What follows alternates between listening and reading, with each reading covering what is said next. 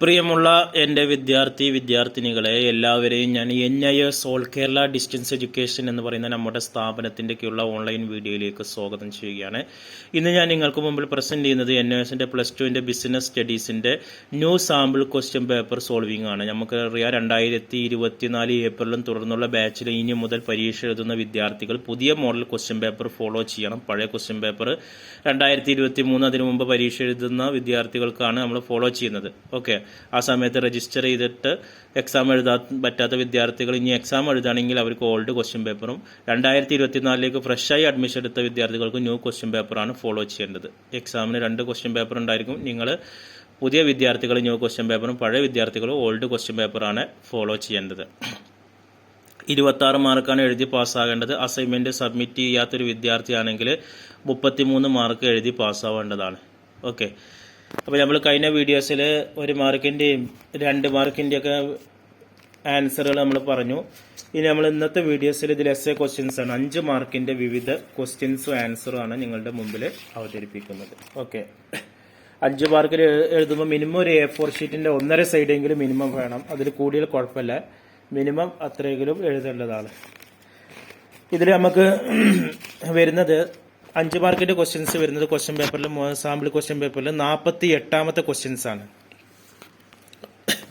48ാമത്തെ questions കാണാം. Differentiated between departmental undertaking and public corporation ആണ്. ഇത് 7ാമത്തെ ചാപ്റ്ററിലുമായി ബന്ധപ്പെട്ടാണ്. നമ്മുടെ ടെക്സ്റ്റ് ബുക്ക് അല്ലെങ്കിൽ ഗൈഡിൽ 7ാമത്തെ ചാപ്റ്ററിലുണ്ട്. അപ്പോൾ ഡിപ്പാർട്ട്മെന്റൽ അണ്ടർടേക്കിങ്ങും പബ്ലിക് കോർപ്പറേഷനും തമ്മിൽ വ്യത്യാസമാണ്. എന്തിൻ്റെയൊക്കെ അടിസ്ഥാനത്തിൽ അത് എസ്റ്റാബ്ലിഷ് ചെയ്തതിൻ്റെ അടിസ്ഥാനം, അത് സ്ഥാപിച്ചതിൻ്റെ അടിസ്ഥാനത്തിൽ, അതിൻ്റെ ലീഗൽ സ്റ്റാറ്റസ് നിയമപരമായ അടിസ്ഥാനത്തിൽ, ക്യാപിറ്റൽ അതിൽ ഇറക്കിയ മൂലധനത്തിൻ്റെ അടിസ്ഥാനത്തിൽ, അതിൻ്റെ മാനേജ്മെന്റിന്റെ അടിസ്ഥാനത്തിൽ, നിയന്ത്രണത്തിന്റെ അടിസ്ഥാനത്തിൽ, അക്കൗണ്ടബിലിറ്റിയുടെ അടിസ്ഥാനത്തിലൊക്കെ അനുസരിച്ച് വ്യത്യാസം എഴുതണം. അപ്പോൾ അതൊരു ടേബിൾ രൂപത്തിൽ എഴുതുകയാണെങ്കിൽ ഒന്നും കൂടി നന്നായിരിക്കും. അതിന്റെ ആൻസർ ഞാനിവിടെ കാണിക്കുന്നുണ്ട്. 3 കോളം, ഒന്ന് ബേസ്, അടുത്ത കോളം ഡിപ്പാർട്ട്മെന്റ്, 3ാമത്തെ കോളം പബ്ലിക് കോർപ്പറേഷൻ. അങ്ങനെ 3 രീതിയിലാണ് കോളം വരച്ചിരിക്കുന്നത്. ഓക്കെ, അതിൽ ഫസ്റ്റ് നമ്മൾ എസ്റ്റാബ്ലിഷ്മെന്റിന്റെ അടിസ്ഥാനത്തിൽ വ്യത്യാസം എന്താണെന്നല്ല. ബൈ പാർലമെന്റ്, ഡിപ്പാർട്ട്മെന്റിന്റെ അണ്ടർടേക്ക് എസ്റ്റാബ്ലിഷ് ചെയ്ത് പാർലമെന്റ് ആണ്. പബ്ലിക് കോർപ്പറേഷൻ ആണ്, പാർലമെന്റ് ആണ്. സ്പെഷ്യൽ ആക്ട് ഒരു പ്രത്യേക നിയമപ്രകാരമാണ്. ലീഗൽ സ്റ്റാറ്റസ് എന്ന് പറഞ്ഞാൽ നോ സെപ്പറേറ്റ് എൻറ്റിറ്റി ആണ്. അതിലൊരു വേർതിരിവില്ല.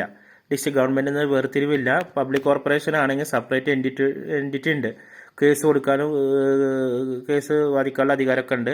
ഇതിൽ മൂലധനം എങ്ങനെയാണെന്നുള്ളത് capital provide out of budgetary അപ്രോപ്രിയേഷന് പുറമെയാണ് ക്യാപിറ്റൽ പ്രൊവൈഡ് ചെയ്തത്.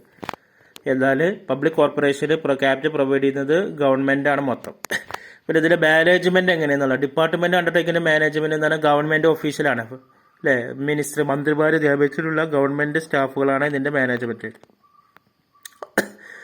ഏതായാലും ഒരു പബ്ലിക് കോർപ്പറേഷന്റെ മാനേജ്മെന്റ് എന്ന് പറയുന്നത് ബോർഡ് ഓഫ് ഡയറക്ടറാണ്. പിന്നെ ഇതിന്റെ കൺട്രോൾ ആൻഡ് അക്കൗണ്ടബിലിറ്റി എന്ന് പറയുന്നത് ഒരു ഡിപ്പാർട്ട്മെന്റ് സ്ഥാപനമാണ്. കൺട്രോൾ റെസ്റ്റ് വിത്ത് ഇത് മിനിസ്റ്ററാണ്. ഇത് മിനിസ്റ്ററാണ് ഇതിന്റെ പ്രധാനമായിട്ട് കൺട്രോൾ വരുന്നത്. മറ്റേത് പബ്ലിക് കോർപ്പറേഷൻ ആണെങ്കിൽ പാർലമെന്റ് ആയിട്ടാണ് വരുന്നത്. ഓക്കെ, ഇതിൽ അടുത്ത ക്വസ്റ്റ്യൻസ് നോക്കാം നമുക്ക്. 49 അതിൽ 2 ഉണ്ട്. ഓക്കെ,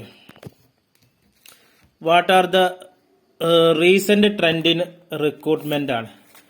ഓക്കെ, റിക്രൂട്ട്മെന്റിന്റെ മായി ബന്ധപ്പെട്ട അതിന്റെ റീസണൽ ട്രെൻഡ് എന്തൊക്കെയാണെന്നുള്ളതാണ് അടുത്ത ചോദ്യമായിട്ട്. അത് ബ്രീഫായിട്ട് എക്സ്പ്ലെയിൻ ചെയ്യാൻ പറഞ്ഞിട്ടുണ്ട്. ഓക്കെ, അപ്പോൾ അതിന്റെ ആൻസർ ഞാൻ ഇവിടെ പറയുന്നുണ്ട്. അതിൽ വരുന്ന റിക്രൂട്ട്മെന്റ് ആണ്. ഇലക്ട്രോണിക് ആയിട്ട് റിക്രൂട്ട്മെന്റ് നടത്തുകയാണ്. വെബ്സൈറ്റ് ഒക്കെ നമ്മൾ അതിന് ഉപയോഗിക്കുന്നുണ്ട്. മോഡേൺ സോഴ്സ് ഓഫ് റിക്രൂട്ട്മെന്റ് ആണ്. വെറുതെ ജോബ് വേക്കൻസി പരസ്യം കൊടുക്കുന്നത് വേൾഡ് വൈഡ് വെബ് വഴിയാണ്.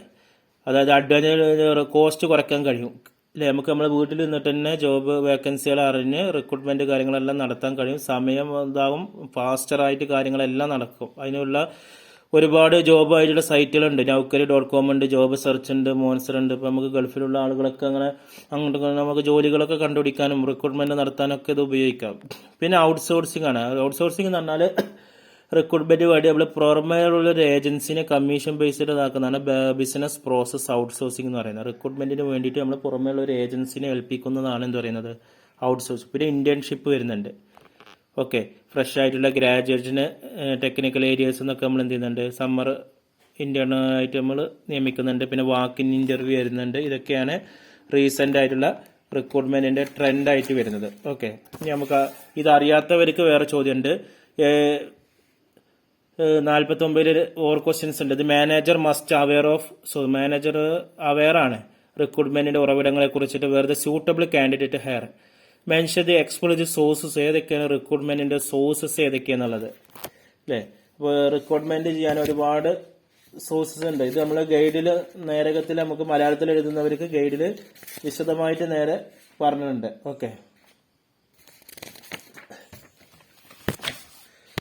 അതിൽ സോഴ്സസ് റിക്രൂട്ട്മെന്റിൽ വരുന്നത് ഇന്റേണൽ സോഴ്സസ് വരുന്നുണ്ട്, എക്സ്റ്റേണൽ സോഴ്സസ് വരുന്നുണ്ട് അല്ലേ. ഇന്റേണൽ സോഴ്സസ് എന്ന് പറഞ്ഞാൽ ഒരു സ്ഥാപനത്തിന്റെ ഉള്ളിൽ നിന്ന് തന്നെ മറ്റ് പോസ്റ്റുകളിലേക്ക് ആളുകളെ തെരഞ്ഞെടുക്കുന്നതിനാണ് ആന്തരിക ഉറവിടങ്ങൾ എന്ന് പറയുന്നത്. ഒരു ജീവനക്കാരെ ഉയർന്ന ശമ്പളവും പദവിയും ഉത്തരവാദിത്വം വഹിക്കുന്ന ഉയർന്ന തസ്തികയിലേക്ക് മാറ്റുന്ന സ്ഥാനക്കയറ്റം എന്ന് പറയുന്നത് ഇതൊരു ആന്തരിക ഉറവിടമാണ്. ശമ്പളം, പദവി, ഉത്തരവാദിത്വം എന്നിവയിൽ മാറ്റമില്ലാതെ ഒരു ജീവനക്കാരനെ സമാനമായ ജോലിയിലേക്ക് മാറ്റുന്നതിന് പ്രൊമോഷൻ എന്ന് പറയുന്നത് ഇതൊരു തരം ആന്തരിക ഉറവിടമാണ്. എക്സ്റ്റേണൽ സോഴ്സ് എന്ന് പറയുമ്പോൾ ഒരു സ്ഥാപനം നിലവിലുള്ള ജോലിക്കാരിൽ നിന്നോ ജീവനക്കാരിൽ നിന്നോ അല്ലാതെ പൊതുജനങ്ങളിൽ നിന്നോ ഉദ്യോഗാർത്ഥികളെ ക്ഷണിക്കുകയാണെങ്കിൽ അതിനെയാണ് ബാഹ്യ ഉറവിടങ്ങൾ എന്നുകൊണ്ട് അർത്ഥമാക്കുന്നത്. അതിലാണ് മീഡിയ അഡ്വർടൈസ്മെന്റ്, മാധ്യമ പരസ്യങ്ങൾ വരും, TV, റേഡിയോ, പത്രങ്ങൾ വരും. അതേപോലെ തന്നെ എംപ്ലോയ്മെന്റ് എക്സ്ചേഞ്ച് വഴിയൊക്കെ നമ്മൾ രജിസ്റ്റർ ചെയ്യുന്നുണ്ട്, അതുകൊണ്ട് പുതുക്കിയിട്ട് ജോലി വേക്കൻസീസ് കിട്ടുന്നുണ്ട്. അതിൽ പ്രൈവറ്റ് സ്വകാര്യ കൺസൾട്ടിങ് ഏജൻസീസ് ഒക്കെ എന്ത് ചെയ്യുന്നുണ്ട്, ആളുകളെ എന്ത് ചെയ്യുന്നുണ്ട്, റിക്രൂട്ട്മെന്റ് ചെയ്യുന്നുണ്ട്. അതേപോലെ തന്നെ ഫാക്ടറി ഗേറ്റിൽ റിക്രൂട്ട്മെന്റ് ഉണ്ട്. സ്ഥാപനം അവരുടെ നോട്ടീസ് ബോർഡിൽ ഒരു അറിയിപ്പ് നൽകി നേരിട്ടുള്ള നിയമനമാണ് റിക്രൂട്ട്മെന്റിന്റെ ഒരു പ്രധാന ഉറവിടം. ലഭ്യമായ ജോലികളുടെ വിശദാംശങ്ങൾ വ്യക്തമാക്കുന്നുണ്ട്. അതാണ് ഈ ഫാക്ടറി ഗേറ്റ് വഴിയുള്ള റിക്രൂട്ട്മെന്റിൽ വരുന്നത്. ഓക്കെ, ഇത് അടുത്ത ചോദ്യം. ഇത് company how to get their security list. Company security list ചെയ്യുന്നുണ്ട് സ്റ്റോക്ക് എക്സ്ചേഞ്ചിൽ ഫോർ ദി ട്രേഡിംഗ് ആവശ്യത്തിന്. ഡിസ്കസ് സ്റ്റെപ്പ് ഇൻവോൾവ്, ഏതൊക്കെയാണ് ട്രേഡിംഗ് പ്രൊസീജിയറിന്റെ സ്റ്റെപ്പ് ഏതൊക്കെയെന്നുള്ളതാണ് ചോദിക്കുന്നത്. ഓക്കെ, അതിന്റെ ആൻസർ നമുക്ക് ആ സ്റ്റോക്ക് എക്സ്ചേഞ്ചുമായി ബന്ധപ്പെട്ട ചാപ്റ്ററിൽ വരുന്നുണ്ട്. അതിൽ സെലക്ഷൻ ഓഫ് ബ്രോക്കറാണ് നമ്മൾ ഫസ്റ്റ് ചെയ്യേണ്ടത്. ബ്രോക്കർമാർ സെലക്ട് ചെയ്യണം, വിവരിച്ച് എഴുതണം. പിന്നെ പ്ലേസ്മെന്റ് ഓഫ് ഓർഡർ വരുന്നുണ്ട്, ട്രേഡ് ബൈ ബ്രോക്കർ വരുന്നുണ്ട്, ഇൻഫർമേഷൻ ടു ഇൻവെസ്റ്റേഴ്സിന് ഇൻഫർമേഷൻ കൊടുക്കണം, സെറ്റിൽമെന്റ് നടത്തണം. ഇങ്ങനെയുള്ള പോയിന്റ്സ് നമ്മൾ എക്സ്പ്ലെയിൻ ചെയ്ത് എഴുതേണ്ടതാണ്. ഓക്കെ, ഇനി ഇത് 51ാമത്തെ ചോദ്യം, ലാസ്റ്റ് 5 മാർക്കിന്റെ ചോദ്യമാണ്. Small business major. Small business എന്ന് പറയുന്നത് പ്രധാനപ്പെട്ട ഒരു സോഷ്യോ എക്കണോമി, സാമൂഹിക സാമ്പത്തിക വികസനത്തിന്, ഒരു രാജ്യത്തിന്റെ സാമ്പത്തിക വികസനത്തിന് സ്മാൾ ബിസിനസ് വളരെ ഇമ്പോർട്ടന്റ് ആണ്. ഡു യു എഗ്രി, നിങ്ങൾ ഇതിനോട് യോജിക്കുന്നുണ്ടോ? Enumerate 4 importance. അപ്പോൾ അത് യോജിക്കുന്നുണ്ടെങ്കിൽ എസ് കൊടുക്കുക, യോജിക്കുന്നില്ലെങ്കിൽ നോ കൊടുക്കുക. അതിന്റെ പ്രാധാന്യങ്ങൾ വിവരിച്ച് കാണിക്കാനാണ് പറയുന്നത്. ഓക്കെ, 51ാമത്തെ ക്വസ്റ്റ്യൻസ് അല്ലേ. അപ്പോൾ അതിന്റെ ആൻസർ ഞാൻ കാണിക്കുന്നുണ്ട്. അപ്പോൾ ഇത് യോജിക്കുന്നുണ്ട്. Yes, I agree with the above statement. The important of small scale industry increase day to following factor. Small business enterprise capable generate immediate large scale employ. ഒരുപാട് എംപ്ലോയ്മെന്റ് അല്ലെ, തൊഴിലവസരങ്ങൾ നമ്മുടെ രാജ്യത്ത് ഒരുപാട് തൊഴിലവസരങ്ങൾ സൃഷ്ടിക്കുന്നുണ്ട്. ദേ റിക്വയർ ലെസ് ക്യാപിറ്റൽ, അതിന് കുറഞ്ഞ മൂലധനം മതി. സ്മാൾ ബിസിനസ് ലാർജ് സ്കെയിലിനെ അപേക്ഷിച്ച് കുറഞ്ഞ മൂലധനം മതി. കോസ്റ്റ് ഓഫ് പ്രൊഡക്ഷൻ, ഉൽപാദന ചെലവ് വളരെ കുറവാണ്. ലോക്കൽ റിസോഴ്സസും അതേപോലെ തന്നെ fewer establishment and less running cost, കുറഞ്ഞ രീതിയിലുള്ള സ്ഥാപനത്തിലുള്ള ചെലവും അതേപോലെ തന്നെ മെറ്റീരിയൽ ചെലവും റണ്ണിംഗ് കോസ്റ്റ് ഒക്കെ വളരെ കുറഞ്ഞ മതി. അതേപോലെ തന്നെ small business help and effective mobilisation of അല്ലെ, നല്ല രീതിയിൽ വികസനം, അതേപോലെ വിഭവങ്ങൾ നല്ല രീതിയിൽ ഉപയോഗിക്കുന്നുണ്ട്. അതേപോലെ തന്നെ സ്മാൾ ഇൻഡസ്ട്രി പ്രൊമോട്ട് ബാലൻസ് അല്ലെ, ഒരു രാജ്യത്തിന്റെ ഒരു വികസനം ബാലൻസ് ചെയ്തുകൊണ്ട് അവിടുത്തെ വികസനങ്ങൾ നടപ്പിലാക്കാനൊക്കെ ഇത് കഴിയുന്നുണ്ട് എന്നുള്ളതാണ്. ഓക്കെ, ഇനി ഇത് അറിയാത്തവർക്ക് അടുത്തൊരു ക്വസ്റ്റ്യൻസ് വരുന്നുണ്ട്. After passing class +2 Sunita want to start അല്ലെ, സുനിത ഒരു ഷോപ്പ് ആരംഭിക്കുകയാണ്. Her mother promise to meet initial financial requirement. She has been advise, ടീച്ചറുമായിട്ട് അഡ്വൈസ് ചെയ്തു. ഒരുപാട് ഗവൺമെന്റ് ഏജൻസീസ് പ്രൊവൈഡ് ചെയ്യുന്നുണ്ട് ഒരു സംരംഭം തുടങ്ങാൻ വേണ്ടിയിട്ട് അല്ലേ. അപ്പൊ അതിൽ നമ്മൾ ഇതിൽ ചോദിക്കുന്നത് നേച്ചർ ഓഫ് അസിസ്റ്റന്റ്, ഏതൊക്കെ അസിസ്റ്റൻസ് ആണ് ഒരു സ്മാൾ സ്കെയിൽ ബിസിനസ് പ്രൊവൈഡ് ചെയ്യാൻ വേണ്ടിയിട്ട് ഉപയോഗിക്കുന്നത് എന്നുള്ളതാണ്. അതിന്റെ ആൻസറുകൾ വരുന്നുണ്ട്.